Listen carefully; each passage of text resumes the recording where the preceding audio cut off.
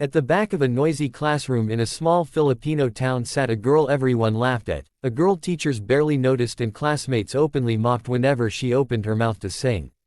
They said her dreams were foolish, her voice was annoying, and her future was already decided by poverty.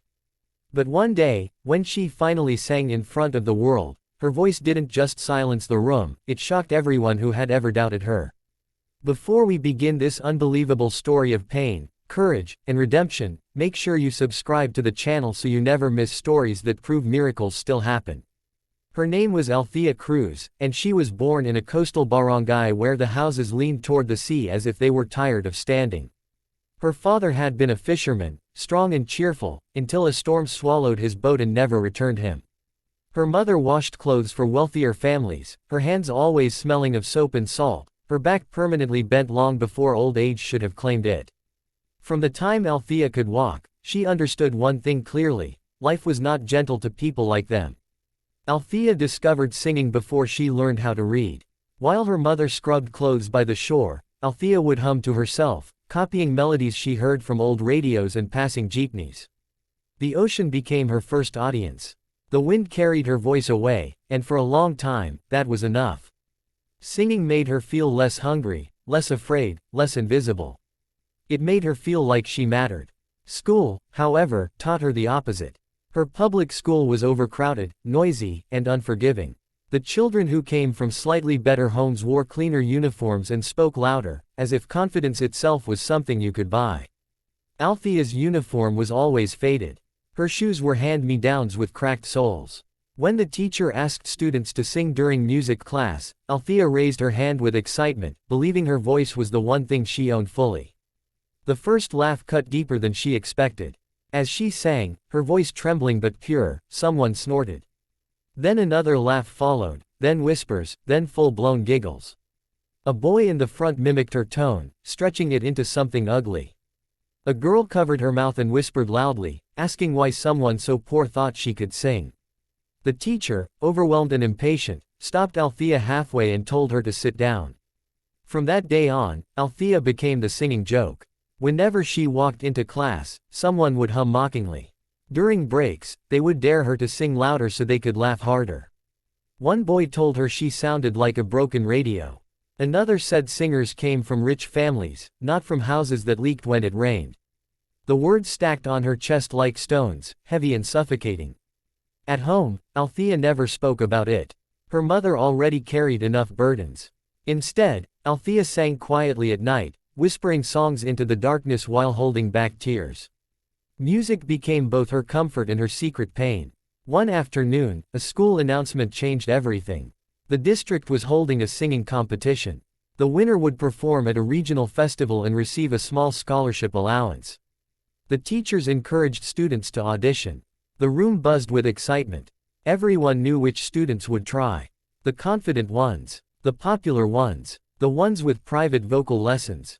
Althea didn't plan to audition. But that night, as rain leaked through their roof and her mother counted coins to see if they could afford rice for the week, Althea thought about the scholarship. It wasn't fame she wanted. It was relief. It was the chance to help her mother breathe easier. The next day, her name appeared on the audition list. When her classmates saw it, the laughter returned, louder than before. Some asked if it was a joke. Others told her she was embarrassing herself.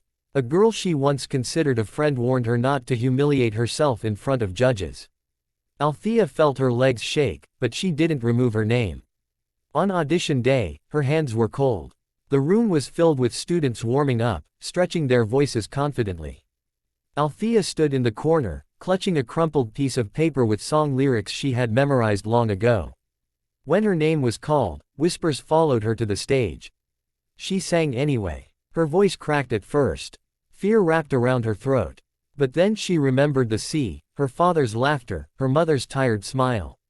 Something inside her settled. Her voice grew stronger, clearer, filled with emotion that no lesson could teach. The judges leaned forward. The room fell silent. When she finished, no one clapped. Not because it was bad, but because they didn't know what to do with the truth they had just heard. She made it to the next round.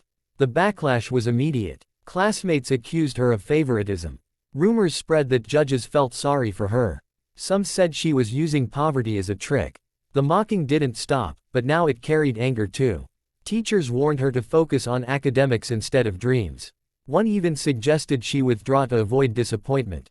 At home, when Althea told her mother she advanced, her mother cried. Not tears of joy alone, but fear. She knew how cruel hope could be. As the final competition approached, disaster struck. Her mother collapsed from exhaustion. Hospital bills piled up. Althea considered quitting. Singing felt selfish when survival was at stake. The night before the competition, she sat by her mother's bedside, holding her hand, ready to give up. Her mother squeezed her fingers and whispered that some chances come only once. The next day, Althea stood on the biggest stage she had ever seen. Bright lights blinded her. The audience was full. Her school sat together, watching closely. Some with curiosity, some with judgment. She began to sing. This time, there was no fear. Only truth. Her voice rose, carrying years of silence, grief, hunger, and hope. It trembled with vulnerability and soared with strength. The song wasn't just heard, it was felt. Judges wiped their eyes. The audience leaned in. The same classmates who once laughed now stared in disbelief. When the final note faded, the room exploded in applause. Althea won. The scholarship wasn't large, but it was enough. Enough to help with hospital bills. Enough to change how teachers looked at her. Enough to silence the mockery.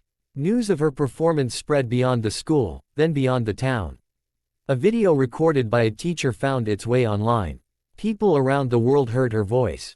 Messages poured in. Strangers offered encouragement. Musicians praised her emotion. For the first time, Althea realized her voice didn't belong to the people who laughed at her. It belonged to her. Months later, when she returned to school, the whispers were gone. Some classmates apologized. Others avoided her eyes. The teacher who once stopped her from singing now asked her to perform at school events. But the biggest twist came quietly. Althea didn't become bitter. She didn't sing to prove people wrong anymore. She sang to remind herself where she came from. She sang at community events, hospitals, and small gatherings. She sang for kids who were told they were nothing. And every time she stepped on a stage, she remembered the girl who once whispered songs to the sea, believing no one would ever listen. If you've ever been laughed at for your dreams, if someone ever made you feel small because of where you came from, remember this story. Sometimes the very voice they try to silence is the one that will shake the world.